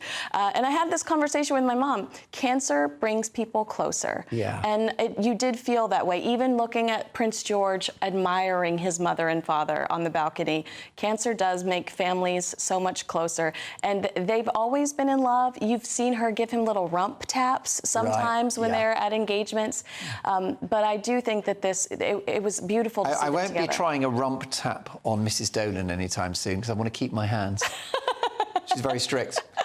But there's wonderful scenes at the Buckingham Palace. You went down there. Why did you specifically fly all the way to the UK to be there? Well, this is an important trooping. We did not know Catherine was going to be there, but this is the King's first trooping with cancer. Yeah. This is only his second trooping in general. And so I thought it was important to be there because I felt like it was a historic event. I mean, and then to have Catherine there, that was amazing. We haven't seen the family since Christmas all together, so this was important. Now, it's important that she has time to recover, but do you think we'll be seeing more of her? What do you think the strategy will be going forward? I think the strategy going forward is basically what they did with this specific engagement, and it's day by day, very last minute. How are you feeling? Do you feel up to this? We might see her paired with Prince William at the start, kind of to phase in, but she is polling-wise, the most important, most popular member of the royal family. Is she more popular than Rishi Sunak, even? I'd say pretty much. OK. I'd say she's got a pretty good chance. She doesn't get rained on either. Yeah. But I think that she's such an important member of the royal family. We'll see her when her doctors say it's OK and when she feels good enough to. But, you know, I thought that it was crazy because you saw the king, the crowd went wild. But when we realized that Catherine was right behind him, those screams got even larger. Of course. By the way, by some miracle of coincidence, it seems that Meghan Markle has launched a product around this time. Tell me more. I really appreciate you using the word coincidence because that is garbage, Mark Dolan. I can't lie to your face.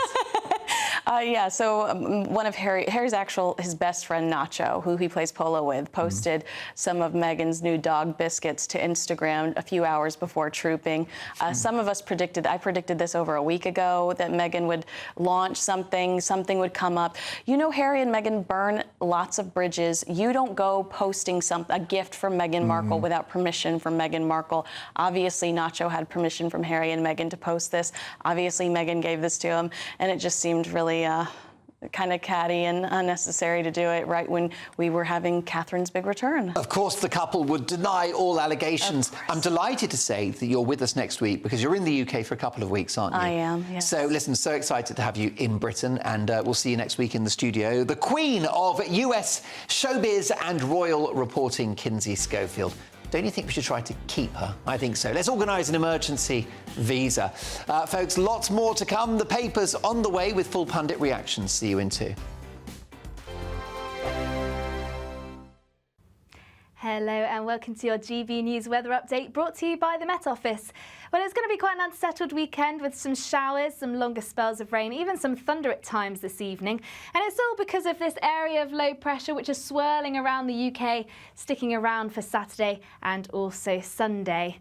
Into this evening, we'll see plenty of showers move their way across the UK. These are a little bit heavy at times, particularly across central areas. And we'll also start to see some longer outbreaks of rain move their way southwards into parts of Scotland. And a fair amount of rain around tonight, which means it's going to be a mild night on offer. So to start off on Sunday then, these outbreaks of rain will slowly move their way southwards across parts of Scotland. This could be a little bit heavy at times, particularly as it does push up over the hills. Elsewhere, it's going to be a bit of a mix, some clearer spells, but also still the odd shower at times too. A little bit blustery across the northwest of Scotland and a little bit blustery for a time across southern parts of the UK, but winds generally easing by the time we reach Sunday morning.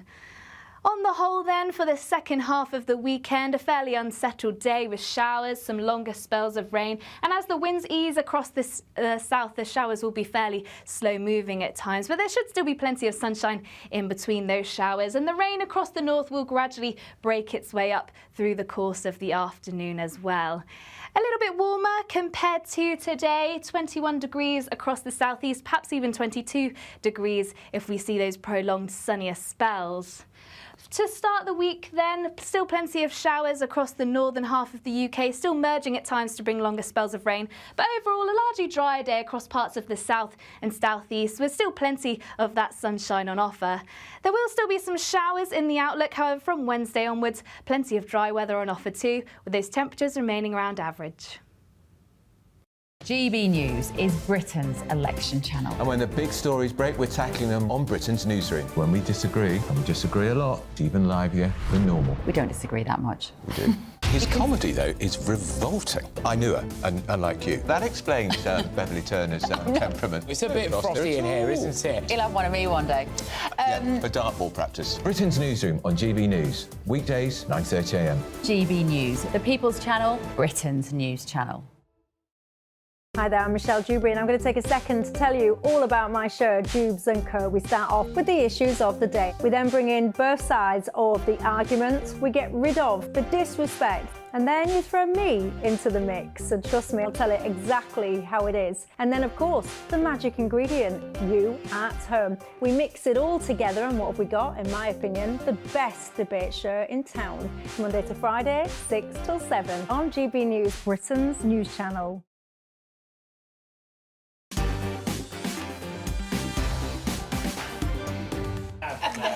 It is 10:30, so time for tomorrow's front pages.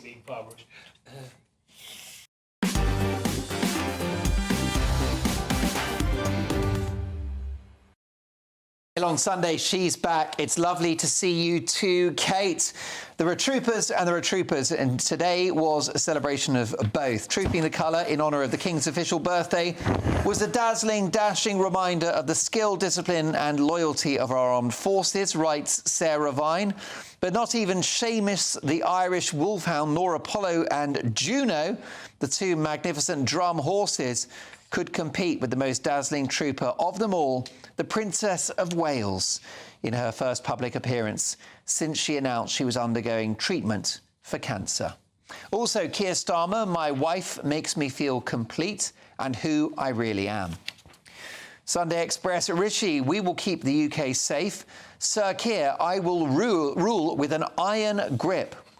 Also in the Sunday Express, it's just Kate to see you again. Princess steps out for the first time in 6 months. Sun on Sunday, Princess back on parade. Kate wows in return to duty after cancer shock. Super Trooper is the headline. Sunday Mirror, King's birthday celebrations. Kate, to have you back is another of those familiar headlines. Also, come on England. There's Harry Kane preparing for their opening game of the Euros tomorrow evening. We'll bring you full reaction at 10 o'clock. I think they're playing Serbia. Come on, England. Harry Kane, I'm at the peak of my powers. And also in the Sunday Telegraph, Our Fair Lady lifts the nation's spirits. On a cold grey day, Princess proves a tonic at trooping the colour on her return to public life after cancer treatment, writes the brilliant Alison Pearson. Also, I share voters' frustrations, but we face a Labour dictatorship. This is Robert Jenrick, who resigned last year over Rishi Sunak's Rwanda bill. The Sunday Times, PM, faith and duty guide me through my election trials. Rishi Sunak has revealed that he draws strength from his Hindu faith to cope with the pressures of the bruising general election campaign. Profiteers exploit Kyiv's need for arms. And smile that says, Kate is glad to be back on parade. And last but not least for now, the Daily Star Sunday, Mystic exclusive, Nostradamus' cousin, 3 lions to win the Euros. We didn't see this coming. Serbia's top psychic says England will have a thumping victory tomorrow and go on to win the Euros. And seeing as he's a relative of Nostradamus, it's obviously nailed on, say the Daily Star on Sunday. Let's get full reaction from my top pundits. The TV legend and green goddess herself, Diana Moran. Former Tory MP and farmer Neil Parish. And academic and broadcaster and anarchist, Dr. Lisa Mackenzie. Lovely to see all 3 of you. And how about that front page on the Mail on Sunday, Diana Moran? It's lovely to see you too, Kate. On cue, the sun broke through the showers to shine on her, and the whole world welcomed her back. I'm absolutely delighted that we've seen her again. I'm a cancer patient as well, as you probably know, when I was 47, and I went through all that nonsense, and you can come out of it and be happy again afterwards. And also for me to look at that, and I watched it on the telly this morning as well, I had been to the Major General's rehearsal of all of this a couple of weeks ago, and it was just utterly delightful to see the real people, the key people, the King, the Queen, and dear Kate. Just lovely. Most definitely. I mean, she's a very important figure in... So proud to be British. Proud to be British. There you go. You've faced your own cancer battle when you were 47. Can you give us a sense of what Catherine is going through and how hard today may have been? I heard you talk just now. Somebody said that cancer makes you stronger and brings people together.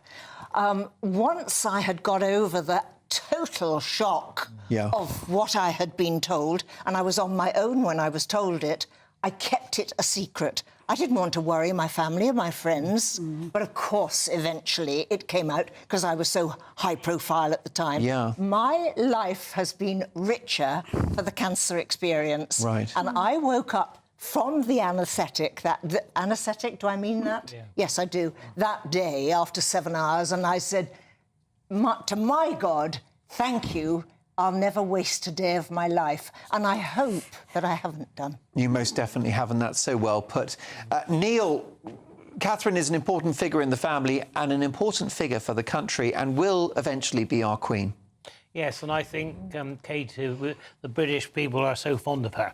And I think we've got a royal family. You know, I think the Republicans at the moment must be rather worried because we have got a very great royal family. And we've got strength in depth. Strength and depth coming through, and we've got a young family coming on as well. And I think when, you know, things are so miserable and the weather's miserable and politics is pretty miserable, especially if you happen to be a Tory at the moment, then, you know, it's lovely to see something that gives us heart, gives the country heart. And she is a lovely woman. And when she smiles, the sun does come out, you're right. And I think the British people, I think she wasn't born royal, but she seems to be royal. And it's a very old-fashioned thing to say. Yes. But I think from my perspective, I just love to see her. And I think she will be such a support to the king when he becomes king.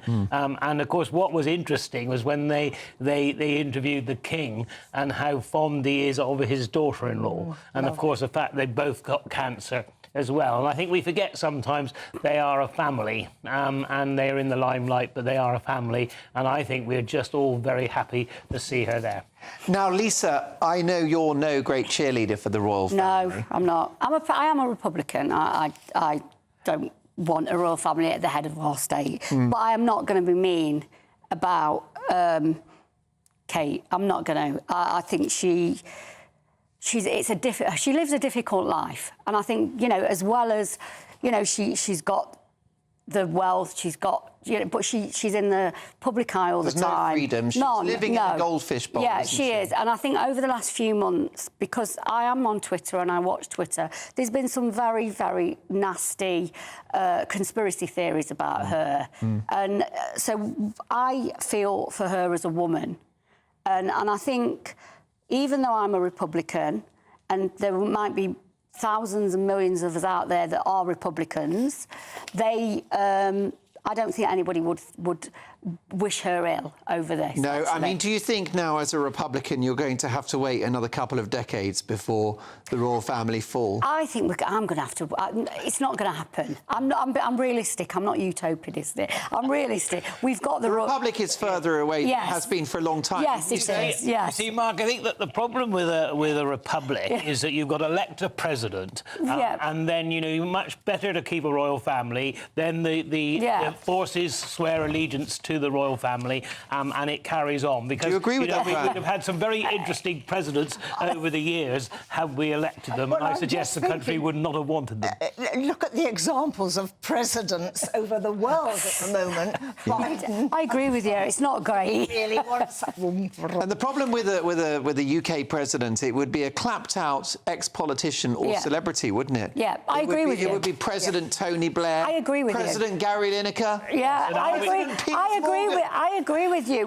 The current state of our politics now is not a good example. Who would be a good president for this country? Well, also, what are we going to have? Are we going to have a president like the American president or the French president, where they have got huge amounts of power? Or are we going to have a president a bit like the Irish president, who's much more, you know, the Republic is much more just a figurehead? I don't know who. And I think, you know, who could we have as a president? I think we got enough trouble with the politicians we got, and I can speak as a politician. Do you know what? I mean, it would have to be a joint presidency. I think Anton Deck or something like that. Yeah. To unite the nation. Do you know what though?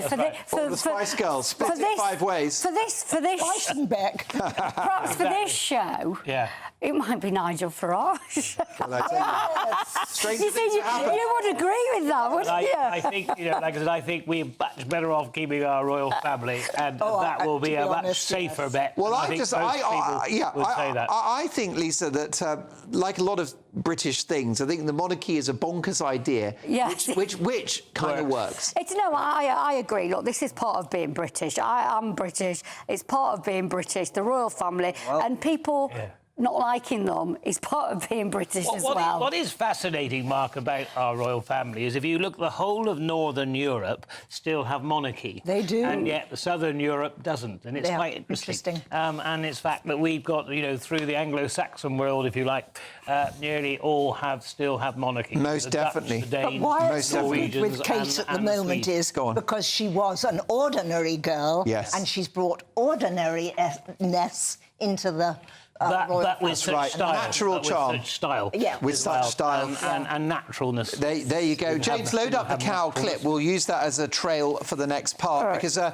want to have a quick look at a couple of the other stories. And this in the Mail on Sunday. Keir Starmer, my wife makes me feel complete, who I really am. How important, Diana Moran, is the political spouse?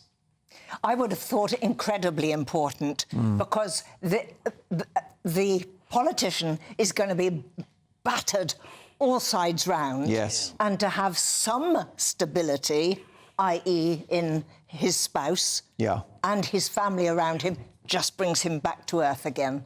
Yeah, I mean, does a perception of the spouse influence your voting intentions, Lisa McKenzie? Well, it won't influence mine because I'm not voting. Because you're an anarchist. Yeah, I don't vote, so it won't influence. Does it impact your judgment of the Prime Minister? Are you more likely to look fondly on a Prime Minister if you respect their partner?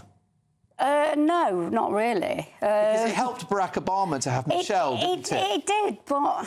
She was part of the brand. I'll be honest, I find the sort Dennis Thatcher. Yeah, I mean, he was actually the best partner, because he kept out of the way, didn't he, really? Yeah. But I find it a bit cheesy, actually, the way that you know, at the conferences and the wife comes on, or the husband, and says, this is my wonderful partner. I think it's a bit cheesy, actually. Yeah. Well, what do you think? Of course, you have a political spouse. Can I name her? Yes, Sue. Lovely Sue. She's a very fine lady. And without you're rock. And without her, I wouldn't have been able to do what I did over the years, because she was always there. She was always supportive, and she supported me all the way through, and even through all my troubled times as well. Fair play to her. So therefore, you know, I think it's very important. I think it is a bit cheesy sometimes when you see it, but I think people like to see a couple together, and they like to know that there's some stability.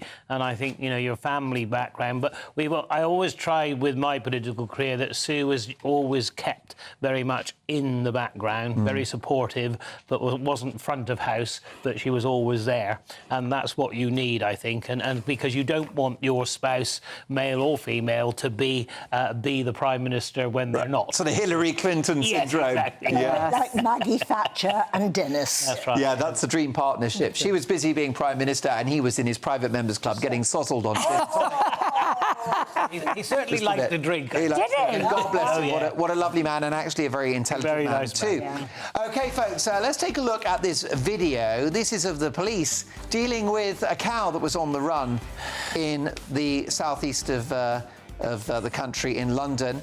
We're going to discuss the ethics of this. Were the police right to run over a cow that was on the run in London? We'll discuss that. A lot of uproar on that subject. Plus, the highs and lows of the election. All the latest from our top Fleet Street insider next.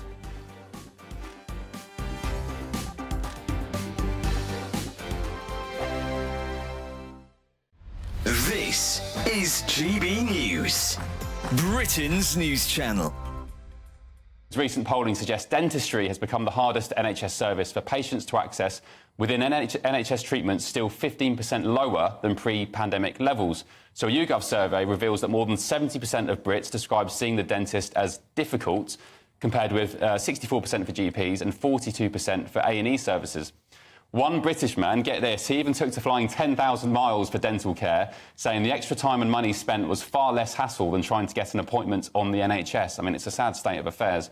And a shocking 1/5 of UK adults have also admitted to trying DIY dentistry, including the old trick of tying string around a wobbly tooth and slamming it in the door so it comes out. So, should people be more careful when taking their teeth into their own hands? That is one of the problems. Obviously, population growth makes it much more difficult for people to access NHS services, but they need to then catch up on the other side with dental services and increase the amount of dentists and access to dentistry, and especially NHS dentistry, obviously. What's the cut-off age for free dentistry on the NHS? So it is 18 years old, but there are exemptions around maternity, pregnancy. There's some free care around pregnancy. We saw some data a few weeks back about the number one cause for child admission into A&E is tooth decay. I mean, that was shocking when I read it. It's really bad, and what happens is kids with multiple decayed teeth, they basically have to be put under general anaesthetic, and then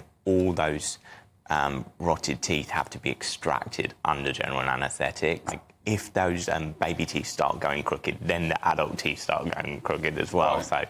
So it is important to look after the baby teeth. It's really important. I think they should make it more central to their policies, definitely. The People's Channel. Join me, Nana Akwe, for an informative, interactive news programme with a difference. It's fun. It's true.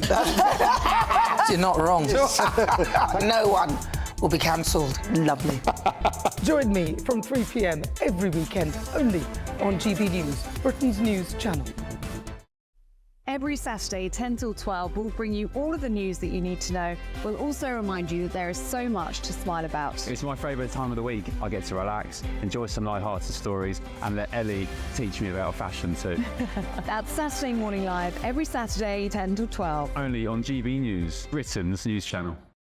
In the GB newsroom, we bring you the news as it happens. With our team of dedicated journalists across the UK, GB News brings you accurate reporting of the day's topical agenda. When the news breaks, wherever and whenever it's happening, we'll be there. This is GB News. The People's Channel, Britain's news channel.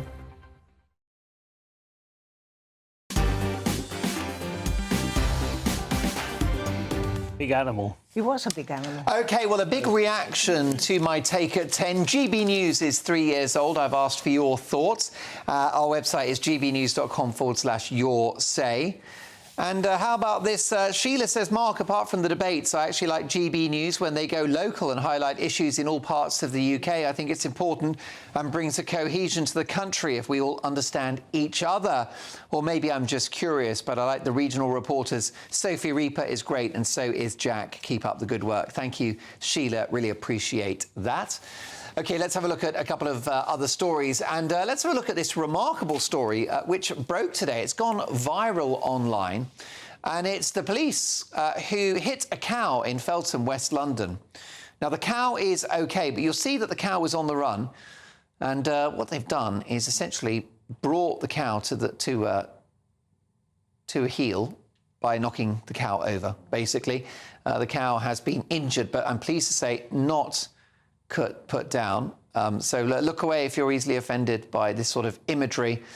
But what do you think, Diana Moran? Did the police handle that well to see this cow knocked over in such a way? Well, I have to say that I live fairly close to where the cow was knocked over. Yeah. And it's a very, very busy part of the outskirts of London, and all the planes are going low overhead into Heathrow there as well. It must have been a very scared cow, and something had to be done. There's a farmer sitting next to Well, me. yes, what's a very good point. I mean, I would wonder whether the cops are damned if they do and damned if they don't. I've got a feeling. If a child had been attacked or hit by that cow, it would be a different story, wouldn't it? Yeah. I mean, I think, naturally, if the police had been able to know how to handle cattle, they would have gone beside it and just sort of guided it through. They didn't need to ram it, you see. Yeah. And that would be my argument. But, naturally, you can't expect all police to be trained on how to... In London. in the middle of London. Yeah. But I also wonder, why didn't they call a vet and actually have it darted? That would have been the much more sensible thing, because then it would have collapsed. They could have taken it away, and then it would have recovered. Yeah. And it was. You see, the trouble is, once you start hitting it with a vehicle, you could have injured it even more. Well, of course, it could go completely crazy. Briefly, yeah, that's the trouble. could have backfired. Briefly, it's a miracle the cow's still alive. When I saw the footage, I assume it would have been put down. Exactly. Very robust creatures. Lisa, I've got to get to Paul Connew, but do you think the police were wrong to run over the cow? Yes, I do, actually. and people in the area, actually, when you watch the video, I've watched the video, and people are sort of shouting, don't do it. So, I mean, I'm not an expert on cows. But a lot of my viewers and listeners are very upset by what the police Yes, did. I know they are, but again, that's very British, isn't it? That we do care about the cow. We do, we love our cows. Also, they seem to be chasing it for a very long time, and that's why I can't understand why a vet wasn't called in to actually dart it. Well, that's it. It's not like they were busy catching burglars, was it? Let's now head to the last word. And tonight I'm delighted to welcome political author and former editor of the Sunday Mirror, Paul Connew. Paul, you've got tomorrow's papers. What's caught your eye? Well, it's politics, of course, and Rishi Sunak apparently, according to the Sunday Times, has put his faith in his Hindu faith to keep him going. But frankly, looking at him recently, he looks a beaten man, and I'm not surprised. The latest poll out today suggests that the Tories could end up with only 72 seats after the election, with Labour with a majority of something around about 260, Paul, 270. can I ask you one question? We've worked together for a long time, and you always challenge orthodoxy. Do you believe these polls, or is there talk of a Labour supermajority rather overcooked? Well, it's something I look at in a new book we've got coming out on the election called General Election 2024, The Message and the Messengers. And, of course, some of the messengers are the pollsters. But the polls are too consistent, and the more sophisticated ones, using the MRP system, in fact, are coming up with the same thing. So when you have a Tory party just over halfway through the election campaign, and their campaign now is based upon pleading with the public, don't give Labour too big a landslide. That's unprecedented. And I think the bigger story after July the 4th, it's going to be less the first 100 days of Keir Starmer as Prime Minister, and it's going to be the survival or otherwise of the Tory party. Can it survive as we know it? Will it have to merge with Reform? Will Nigel Farage be a key player? It's going to be a fascinating aftermath. Well, indeed. On that basis. I mean, Paul, can the Conservative Party brand survive this election? That's the question. Or will the Tory party split? Because there are those who are now openly courting the idea of a merger with Reform and Nigel Farage being a major player in what's called a realignment of the right. But where do the One Nation Tories go then? And on the latest polls, the Lib Dems are in with I still think it's an outside chance, but it's not impossible that they could end up as the second largest party. That's an extraordinary thought. On that political bombshell, my thanks to Paul Connew. Paul, I wish we had longer. A bit of trouble with the line earlier this evening, but we'll catch up soon. Sorry about the backdrop. Former editor. The link crashed, so we're on the phone with a. Well, that's it. Well, listen, you're looking better than ever, Paul, so thank you for that. We'll definitely catch up soon. Many thanks to my top pundits today, to Diana and also to Neil and to Lisa. Please come back and see us soon. Many thanks to you for all of your messages on the chat board, your company on the radio and watching on telly at home. We're back tomorrow for my big opinion, my take at 10, Mark Meets and my top pundits. And it has been 3 years of GB News, 3 years of Mark Dolan tonight. Let me just say thank you for being with us, for making all of this possible. Here's to the next 3 and the next 30, if my health will allow and if the bosses will have me. But if you're enjoying the show, if you're enjoying the channel, tell your family, tell your friends, and let's change the world together. Don't forget that out time, lovely James, because I need to know when we're wrapping up. OK, we're out. I'll see you tomorrow at 9. That warm feeling inside from Boxed Boilers, sponsors of weather on GB News. Hello and welcome to your GB News weather update brought to you by the Met Office. Well, it's going to be quite an unsettled weekend with some showers, some longer spells of rain, even some thunder at times this evening. And it's all because of this area of low pressure which is swirling around the UK, sticking around for Saturday and also Sunday. Into this evening, we'll see plenty of showers move their way across the UK. These are a little bit heavy at times, particularly across central areas. And we'll also start to see some longer outbreaks of rain move their way southwards into parts of Scotland, and a fair amount of rain around tonight, which means it's going to be a mild night on offer. So to start off on Sunday then, these outbreaks of rain will slowly move their way southwards across parts of Scotland. This could be a little bit heavy at times, particularly as it does push up over the hills.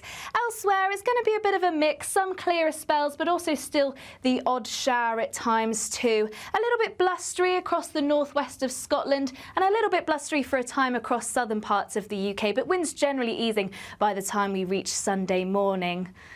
On the whole then, for the second half of the weekend, a fairly unsettled day with showers, some longer spells of rain, and as the winds ease across the south, the showers will be fairly slow moving at times, but there should still be plenty of sunshine in between those showers, and the rain across the north will gradually break its way up through the course of the afternoon as well.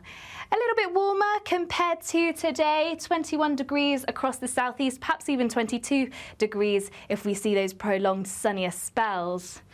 To start the week then, still plenty of showers across the northern half of the UK, still merging at times to bring longer spells of rain, but overall a largely dry day across parts of the south and southeast, with still plenty of that sunshine on offer. There will still be some showers in the outlook, however, from Wednesday onwards, plenty of dry weather on offer too, with those temperatures remaining around average. Looks like things are heating up. Boxed There's still time to win our Summer Spectacular with an incredible trio of treats, and you could win them. First, there's a fabulous £15,000 in tax-free cash to ensure this summer is special. What would you spend that on? Next, you'll also receive the latest iPhone 15 and a set of Apple AirPods. And finally, £500 to spend at your favourite UK attraction. For another chance to win the iPhone, treats and £15,000 cash, text prize to 63232. Text costs £2 plus one standard network rate message. You can also enter online at gbnews.com/win. Entries cost £2 or post your name and number to GB06 PO Box 8690 Derby DE1 9TT. UK only. Entrance must be 18 or over. Lines close at 5 p.m. on the 28th of June. Please check the closing time if listening or watching on demand. Good luck. This is GB News, Britain's news channel. The University of Cambridge has told students to stop flirting with staff under a new policy banning sexual relationships with professors. The new rules, which come into force next month, beginning of July, include a warning against behaviour that could be interpreted as flirtatious. University staff have been told they must report any behaviour that could constitute a student making advances towards a personal, particularly intimate relationship with them. If you're a tutor, how do you interpret what is flirting and what is just sort of like having a bit of banter? In fact, we've got to sort Very nice trousers, by the way. Thank you. You see, you didn't even recognise. Oh, I didn't. Very well. I think I'm blushing now. I'm blushing. So, what's flirting and what's me complimenting your very well-fitting trousers? Yeah. Well, there is a line, because obviously when you're 18 and you go to university, it might be the first time you're away from home. It might be the first time that you're open to maybe a bit of a nightlife, social activity, drinking and all the rest of it. On the flip side, I know a couple who, the pupil ended up dating their professor, and they've been together for about sort of 15 years now. So I used to go after lectures with my professor and the whole seminar. We used to go to the pub afterwards, and I became very good friends with, she was a mature student. She was on the very, very far left of political. You wondered where that was going for a second, didn't you? We're both reading a huge sigh of relief. Very quick for you, Joe. We're running out of very nice trousers as well. We're running Thank you, not as snug as Charlie. I think you've got to have some rules in place that there's no abuse of power. Policing it's difficult. We ought to be in a position where you can say, get off, back off, or, banter's fine. Actually, I hate that word. I hate it almost as much as woke. Go on, email in. Thank you very much. I'm flirting with both. The People's Channel.